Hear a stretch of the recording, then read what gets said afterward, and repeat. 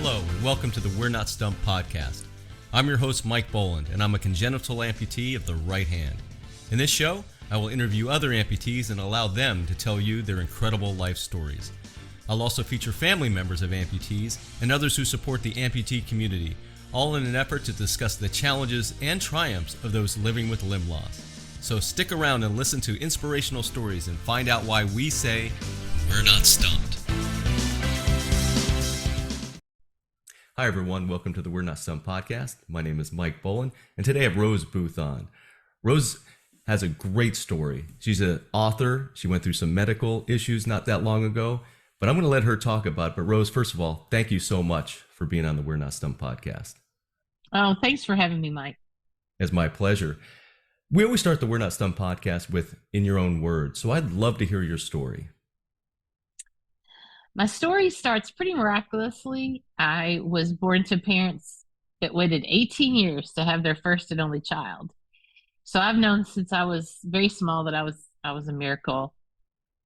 As I grew, I had a lot of health issues that were undiagnosable, and finally, when I was 28, I was diagnosed with rheumatoid arthritis, which probably was what I had as a child, but JRA wasn't something that they diagnosed in the 70s. And as a motivated, energized type A personality, I just worked through that, got treatment, was able to live a fairly full life, although I lived with physical limitations pretty much my whole life. And I worked for 30 plus years in the world of technology, startups, publishing, and loved what I did. Did being past tense because I got ill in 2019, November of 2019, while I was working as a director of sales and sales support for my company at that time. And November of 2019 started about a 3-year journey of 14 surgeries, 3 times facing death, 2 heart casts, a heart attack, more than a year in the hospital and rehabs, all during a pandemic. And then finally I lost my right leg above the knee. So I went through quite an ordeal during those 2.5, 3 years. Yeah. And on the other side of that, I've started my life as an amputee and learning how to adjust to the new normal. For lack of a term, the new normal always is kind of a little bit of an annoying way to put things, but it's my normal, and it's I'm learning to adjust to the way life is now. Well, it's the correct term for what you're going through, for sure. What, if you don't mind me asking, what actually led to the amputation? Was there anything in particular, or was it just a combination of things? Yes, so it's a combination of things actually, but really, without getting into the whole long story, sure. I had I had a hip replaced. I had septic arthritis. Oh. So once I did that, once that happened, what they discovered after I had been bedridden for like 4 months, that my right knee had frozen due to being off of my medication and being bedridden. So we went to do a knee replacement.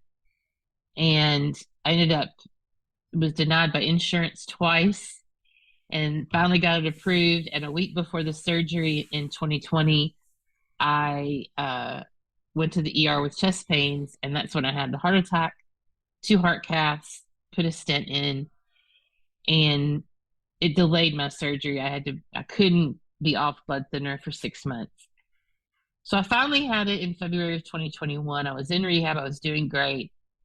And there was an accident at the rehab gym, and my operative leg got caught. They moved me in the wheelchair without the pedals, and it got jerked under the wheelchair and tore the patella tendon. Wow. So then I had to have that repaired a month exactly to the day after my knee replacement. And from there was just a whole lot of issues. It dehisced. I had to have clean out surgery. It wouldn't heal completely over the summer, which eventually realized I had an infection in the knee. Ended up getting a spacer for that to get the infection gone. Got the new knee, but by then the muscles were couldn't hold the incision together, and it was like a murder scene. Mm. And they did a muscle flap surgery to try to take the calf muscle, lay it over top of the kneecap to strengthen it, and that didn't work. After the wound vac came off, it was still dehisced, hematoma on top, and there really wasn't anything else to do but to amputate. Yeah.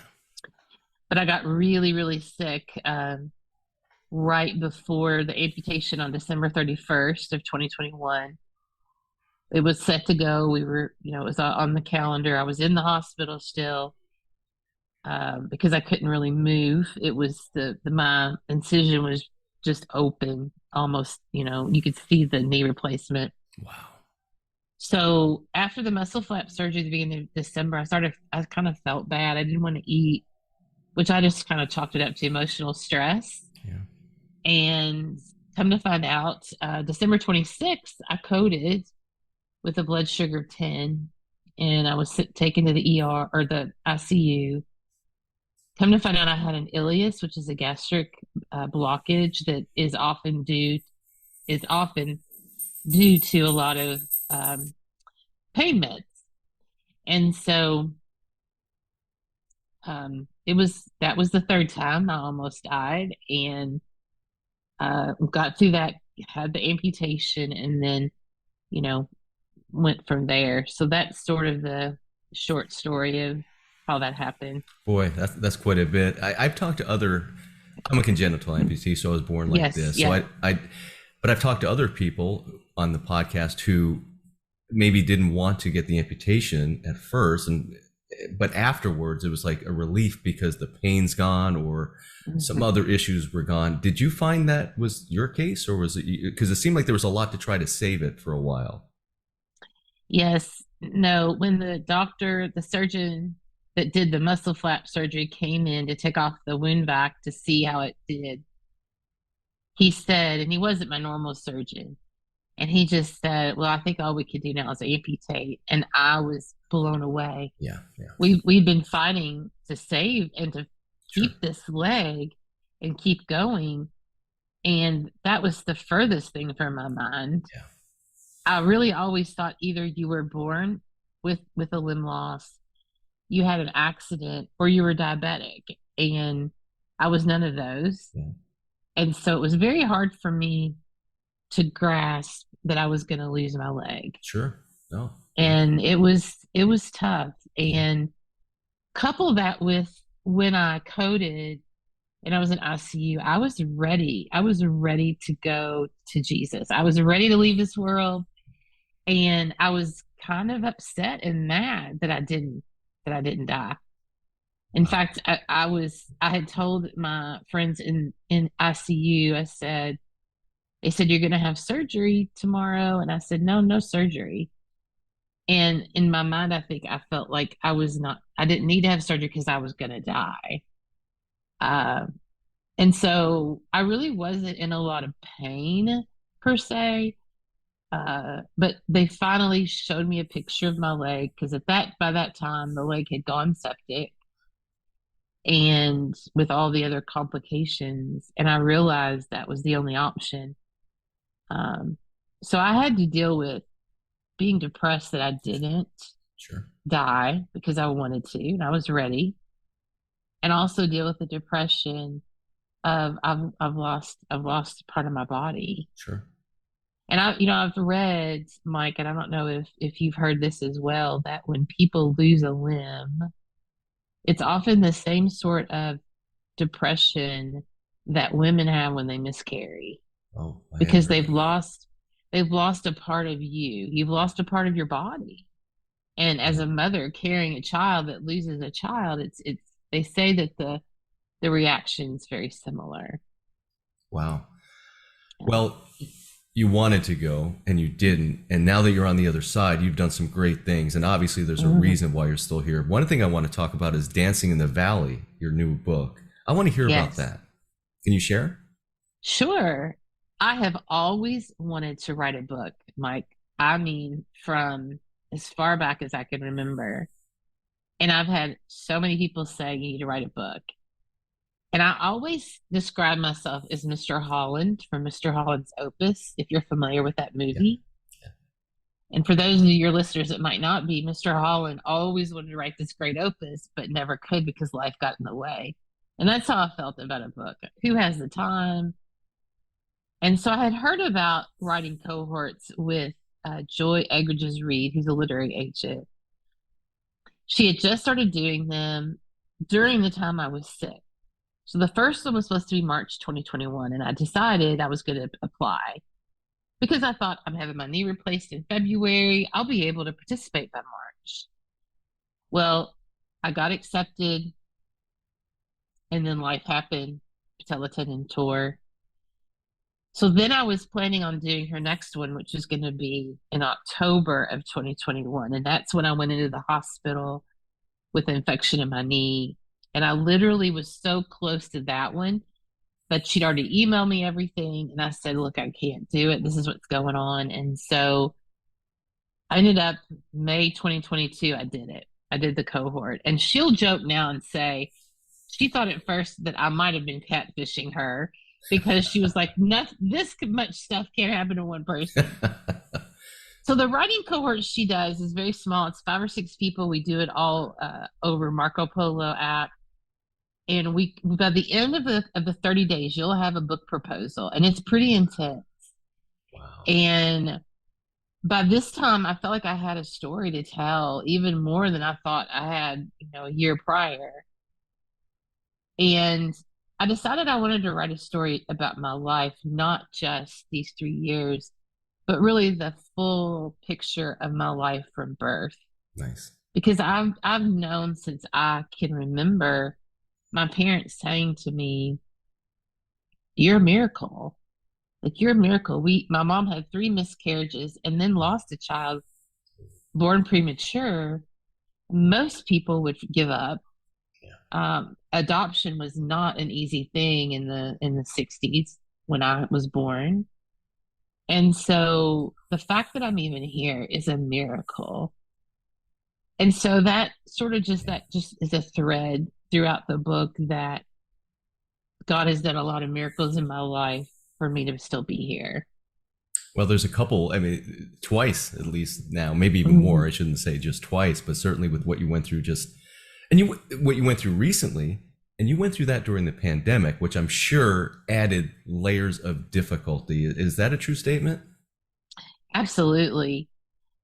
I was in rehab bedridden from December of 2019 until March of 2020 when I had my hip replacement surgery finally.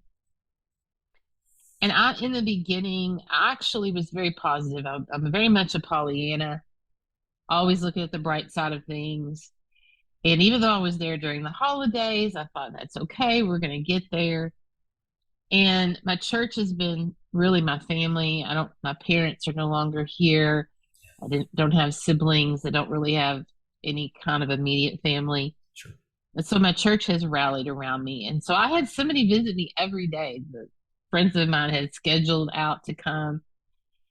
And then when the pandemic happened, all of a sudden I felt like a prisoner in lockdown because nobody could come. All I had were the staff at the facility. I did not do any rehab from the moment this started until I came home in March of 2022. I never did any rehab without wearing a mask. I had to learn to walk twice. It's just amazing. Apart from the isolation that I felt, which was really tough. Sure. We had medical workers that, especially in the beginning, just were beside themselves. They didn't know what was going on. The rules changed every day.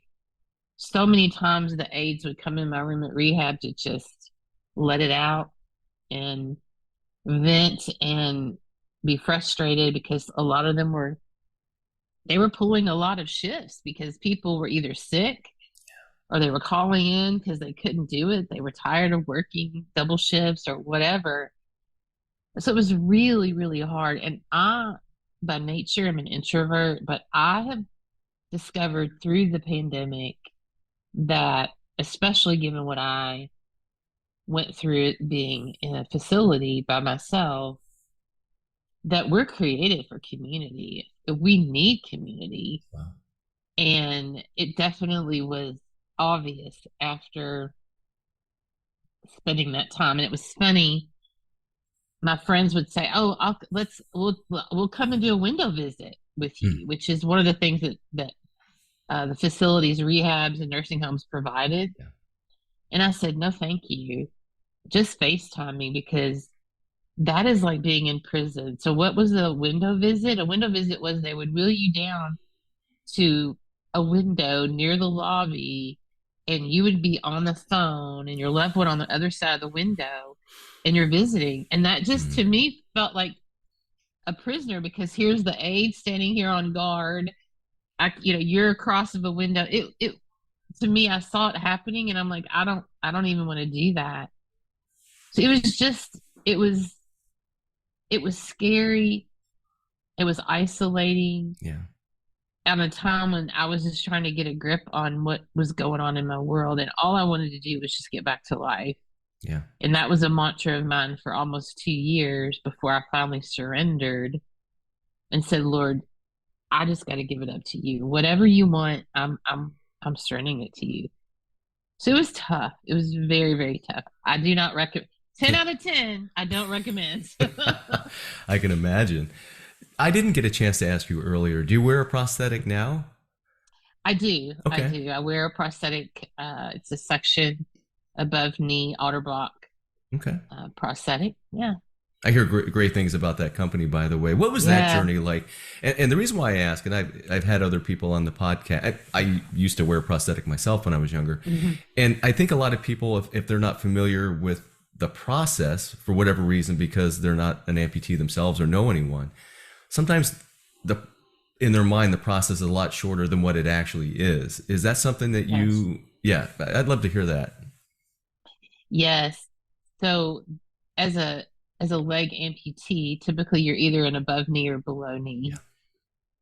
And below knee, I don't want to say is easier, but it is just that's the best way to describe it, because you still have your actual knee joint that will help you control that prosthetic. When you go above knee, it's a whole other animal, because then you're having to learn how to balance and orchestrate a joint that's not yours, along with a leg that's not yours. When I first started, I, as the Pollyanna, I'm thinking, oh, no problem. I'll be walking in no time. And actually, I kind of defied the odds when I was fitted for my prosthetic. I did a test fitting first, and my prosthetist said it'll probably take 2 to 3 test fittings before we'll actually make your socket. And after the first test fitting, he goes, I'm ready to make it. Oh wow. And I was like, are you kidding me? He said, you walked better in the parallel bars than I expected. I didn't expect you to walk on the first test fitting.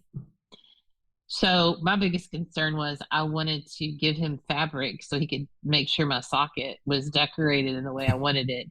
Which Nice. he goes, you're going to have another socket within the next year or two. I said, I don't care. Like, if I'm going to do this, I need to like it. I need to Yeah. like what I'm wearing. And Yeah. so that was exciting, but the struggle is real when you're an above knee. You exude a lot more energy than a below knee just to walk in the prosthetic. And given my RA, it's just made this a lot more difficult than I ever expected. I finished my outpatient rehab in July of this year. I got my first prosthetic about a year ago, and got my second prosthetic in April, May, and I finished up my outpatient in July. I hit my goals. I still just really walk around the house some. Functionally, it's hard for me because of balance. Sure. But I do just qualified for a power chair, Very and that nice. has given me independence. So I'm able to take our local paratransit to get places, and hopefully get to the point where I will qualify for customizations to a van, that I could get a van and be able to drive. And that's really, to me, that is my Mount Everest. I don't necessarily expect that I'll ever walk 100% only. Going forward, the PTs that were with me during the roughest time of my life at the hospital and the rehab that's attached to the hospital, when I graduated outpatient, my PT said we can line up all the PTs here that have worked with you, and I would tell you that none of them would ever have thought you would have walked again. So I take that as a win that I'm walking some, and I'm very diligent as far as exercising. I participate in some adaptive exercises on Zoom, Zumba, line dancing, boxing, fitness, Nice. just various things to keep movement going and to keep my upper body strong. So, so yeah, it was hard. It's Yeah. very hard, and I think, although I think it's good, nobody really tells you that up front. I I'm in the local amputee network group here where I live in Louisville, Kentucky, and I see some of recent above knees that have just joined our group that have just got their prosthetic, and how, I can't wait to do that. And maybe they will. I'm a very different case, of course, because my body's been through a lot and I have rheumatoid arthritis, but um, I don't know that they know the work that it's going to take to get them to where they want to be. Yeah. And I've heard from my PTs as well as the prosthetists that a lot of people start, and then after a while they say, I can't do it. Because it's a lot of work to Sure. concentrate, to understand, and I can zoom around much easier without my leg on in the wheelchair, in my manual or power, either one. But I want to keep pushing myself to continue to do as much as I can do. What is the name of the amputee support group where you're at? I'd love to give a shout out to that in case anyone's listening Yes. that needs it. Yeah, it's Moving Forward Limb Loss. Okay. We call ourselves a network and support group, Excellent. and we're found on, I think there's a web that have joined our group virtually through Facebook, because wherever they live in the country, there's not a support group. Mm-hmm.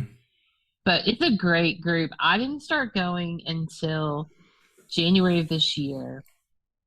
But one of my good friends, I call her my angel, because she joined our church and started coming to my ladies class that I co-teach.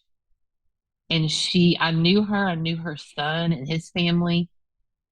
She lost her husband during COVID, but in 2014, I remember our class praying for her because she had a motorcycle accident. Oh, wow. And she became an above knee amputee. And so she has been my angel. Her name is Elaine. She's given me so much encouragement. And so she was the one that encouraged me to come. And, you have to kind of get to that point when you're Sure. not, when you've had a life. I think it's probably different for you, Mike, as a congenital limb loss person. It's all you know. Mm-hmm. And the one benefit I could say is that I've always had physical limitations. Yeah. So although this has been a big adjustment, it's not been as much of an adjustment as someone who lived an active life and now has to live without a limb. But I still had to get to a point where I could accept it, and that I was ready to be there. And it's funny, we see a lot of people come to the group right away, and we see some that it takes a while. But it's a very encouraging group. We have PTs and doctors speak. We have different guest speakers every month, and we have a lot of different activities. We do restaurant outings every other month, and we rate the restaurants for their accessibility. Oh, wow. Great. Yeah. Like, how hard is it to get in and out of the doors? Yeah. Are the restrooms accessible? Is there room for wheelchairs to get around? And usually we all fill out surveys, and then we let the restaurant know, hey, here's some things that would help make you a more accessible restaurant. Yeah, that's great. Yeah. There's a Yeah. local one here in Arizona I'm going to give a shout out to. It's called Lively Limbs. So it's in Mesa. If anybody needs that one, I know it's a very good one. Lisa puts that on. It's a very good one. Matter of fact, I've met, my life is a little bit different. I think I told you earlier, I've really enjoyed having one hand and being born this way, but getting to know others like me, I know that growing up, unfortunately, can lead to a lot of bullying and, just some unpleasant experiences, even for a congenital. I just wanted to let my brothers and sisters know out there that Yeah. unfortunately that happens. So other things that you do, and I want to talk about one, you have your own podcast, and we talked about it a little Yes. earlier, but I'd love to learn more about that and have our listeners hear that. Yes. It is called One Single Thought, and I co-host it with my friend Heather Bump. We are two single women who've never been married, and we have a topic each episode that we focus on. We had an episode come out recently on worry and anxiety. Oh. So we talk about, what kind of the biblical perspective of worry and anxiety. Not every episode is biblically focused, but we try to bring in the spiritual aspect of a lot of things. We always have one single thought. So when we come to the end of the episode, we shared at the beginning and then we shared at the end of that segment. We do I do typically a random singing thought every episode. Heather has a cat, Ricky, who's become probably more popular than either of us. That's fantastic. So she shares a Ricky thought, and then we have one single question, and typically it's related to our topic. But we do other things. We've done interviews. We have done we call we're not very so we joke that we have series that are inconsistent. But we do a movies you missed, where we'll pull back older movies that have been released even way back in the day. Some of them have been out for 2 or 3 years, and we just kind of do a review, but they're kind of like a backlist movie episode. So we're kind of random and all over the board, but I think people really have reached and out and enjoyed it quite a bit, and we love it. We love doing it. That's the fun part, as long as you love it. And I'll say this, if I think the listeners would be very grateful that there's no singing on my podcast, because I would not be able to do it. Depending on how far back you go, just to give you a little trivia, have you ever heard of the Billy Jack movies from the 70s? Vaguely, that sounds familiar. Well, I played the part of Danny in the trial of Billy Jack, which was a pretty pivotal role, but they just needed a kid with one hand. That's all they needed. Really? Yeah. Wow. So I'm like, yeah, cool. I'll do it. Yeah, it was sure, fun. Yeah. It was a one and done. I didn't have any acting ability, but I had a great time. My parents had a great time. It was a really fun experience.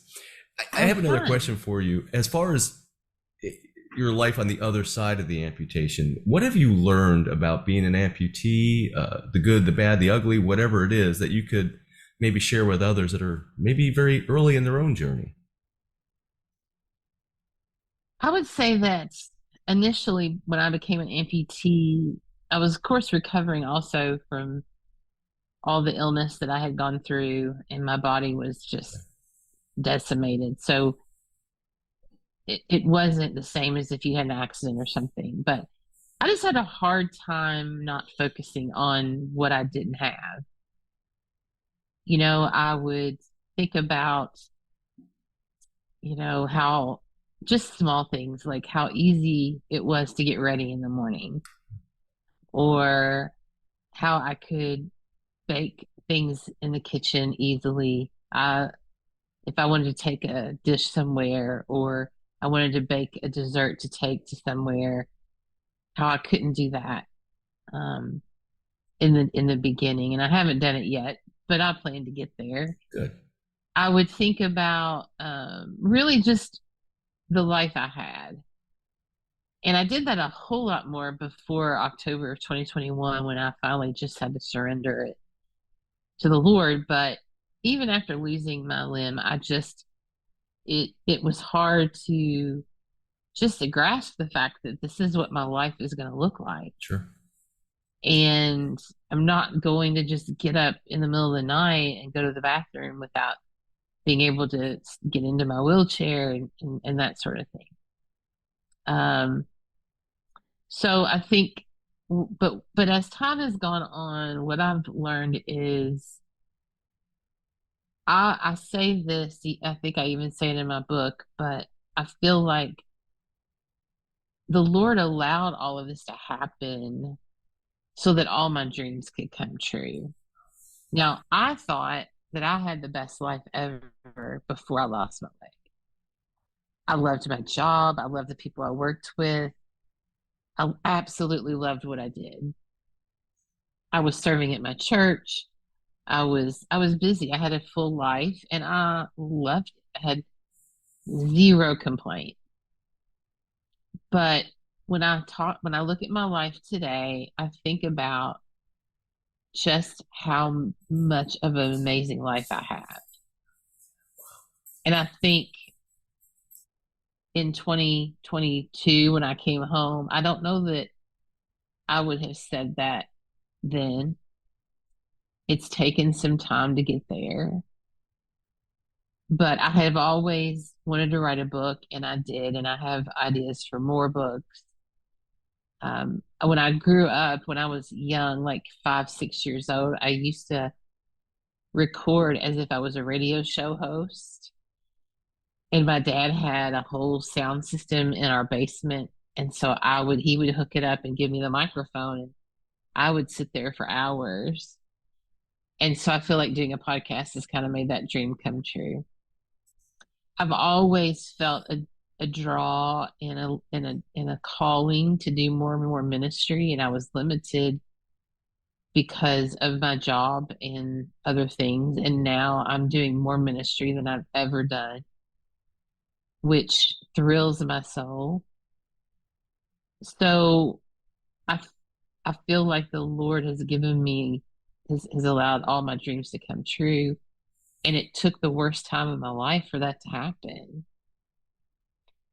I think if I had to say, what did I learn, or maybe provide a pearl of wisdom for those that are in early in the journey, Yeah. I would say not to give up, persevere. You will be able to do more than you think you can, and you'll get there. And don't be afraid to reshape your life. Don't be afraid to say, I don't really want to live the life I lived before.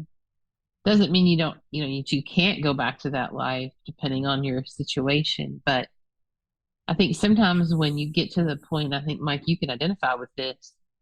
When you get close to death, as many times as I have, and you realize that life is short, you want to make it count. Yeah. And that really reshaped my perspective. As much as I love what I did for a career and all of those things, it really pales in comparison, because is it really that important? The rat race I ran, the fight for the revenue, the fight for the good numbers, and all those things really don't matter when you go through a health crisis like I've been through. Yeah, I think as I talk to you and reflect on some of the things that I told you about myself, I agree with you 100%, because I think when we do go, and we're certainly glad you didn't because you've done so much, I don't think people are going to be talking about my career. I hope not. And I don't think they will with you. I think they're going to be talking about your podcast, your book, Dancing in the Valley, and your future books too. And that's quite an accomplishment for you to come back from all of that. Where can people find out more about you and your podcast? Is website? Please feel free to let us know what your website is, and I'll have it in the description as well. Sure. My website is rosebooth.net. And what you can find there is an update on my publishing journey. My book, Dancing in the Valley, comes out December 1st.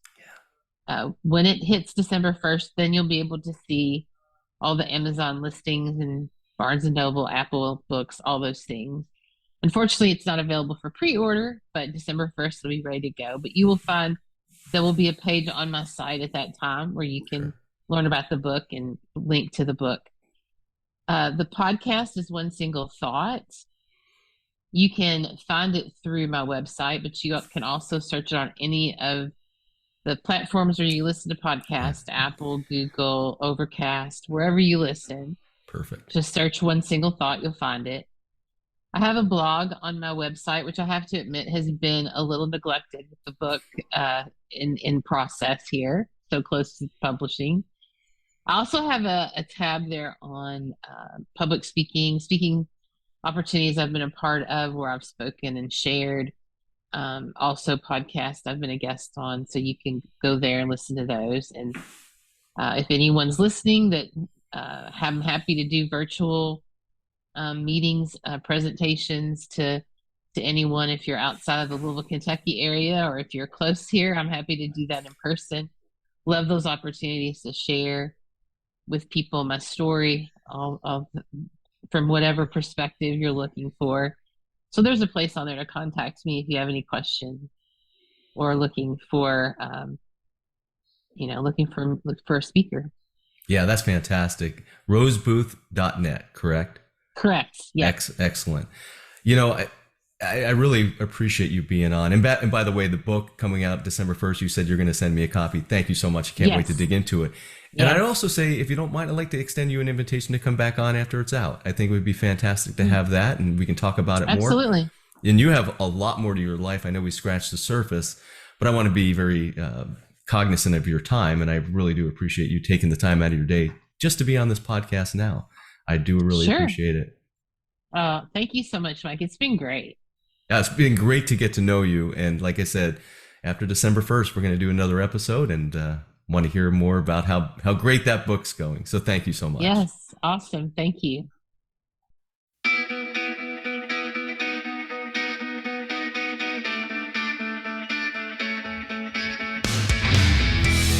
That was the We're Not Stumped podcast, hosted by Mike Boland. If you want to be a guest on the program, reach out to Mike at his email address, mike@mikeboland.com. This podcast is produced by One Hand Man Productions. If you are looking to start your podcast, go to onehandmanproductions.com.